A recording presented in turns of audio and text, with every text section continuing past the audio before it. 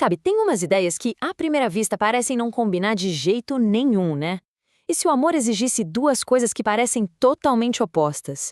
De um lado, uma responsabilidade tão séria, mas tão séria, que o erro tem consequências terríveis. E do outro, um chamado para perdoar, sem parar, sem limites. Parece um paradoxo, né?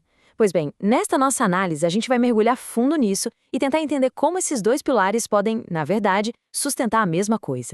E o ponto de partida é pesado. É essa advertência aqui que é brutal. Melhor amarrar uma pedra no pescoço. Nossa, a imagem é chocante de propósito, sabe? A mensagem é para ser direta.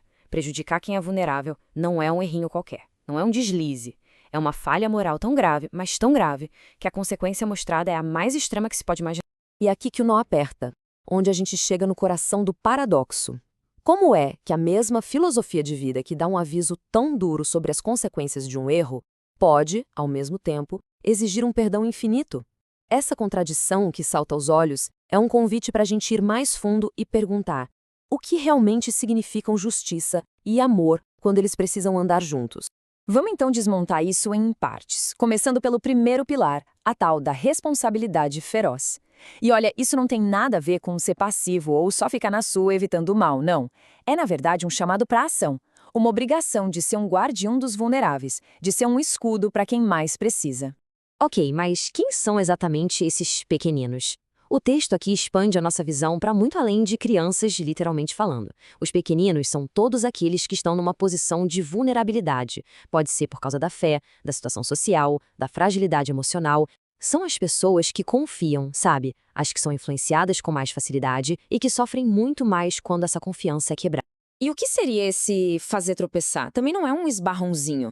É um ato de se tornar uma influência destrutiva na vida de alguém, de colocar uma barreira que desvia a pessoa de um caminho bom, de crescimento. Pensa num cinismo que mata a esperança de alguém, ou num conselho ruim que leva a uma decisão péssima. O estrago aqui é profundo, é moral, é espiritual. Então, o que esse pilar nos mostra é que a maturidade moral é ativa, não é passiva. Ela exige que a gente proteja os frágeis e que a gente se recuse a normalizar o que faz mal. E a grande virada de chave aqui é perceber que responsabilizar alguém não é o oposto do amor. Muito pelo contrário.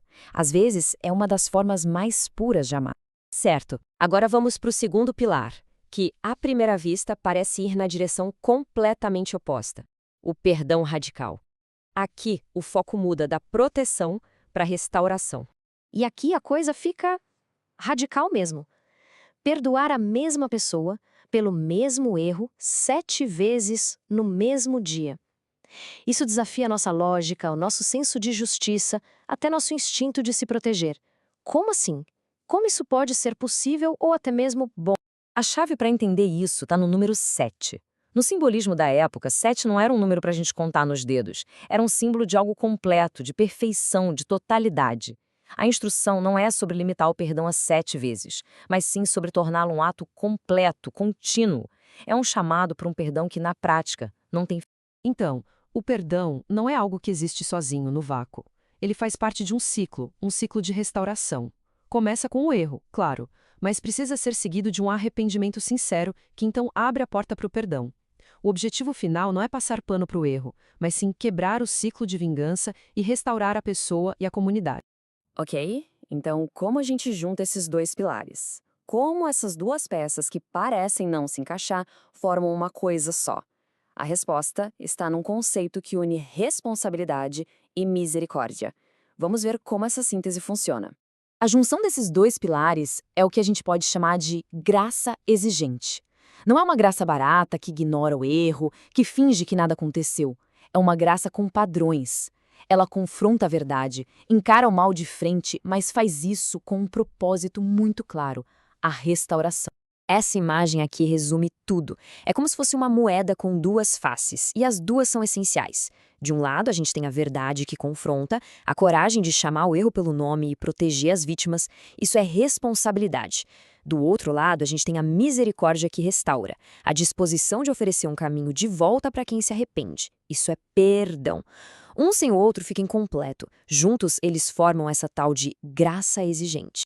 Então, chegamos à parte prática. O que tudo isso significa no final das contas? Como é na vida real esse amor em ação que consegue, ao mesmo tempo, proteger e perdoar? E essa frase final amarra todo de um jeito perfeito. O amor, na sua forma mais plena, tem duas funções que não dá para separar: o compromisso ativo de não prejudicar os vulneráveis e a disposição incansável de perdoar quem se arrepende. Pensa bem, proteger sem perdoar leva a rigidez, a um coração duro. Agora, perdoar sem proteger leva a bagunça, a permissividade. Os dois têm que andar de mãos dadas. E essa análise toda nos deixa com este desafio, essa pergunta no ar. Como a gente pode praticar um amor assim na nossa vida, nas nossas comunidades?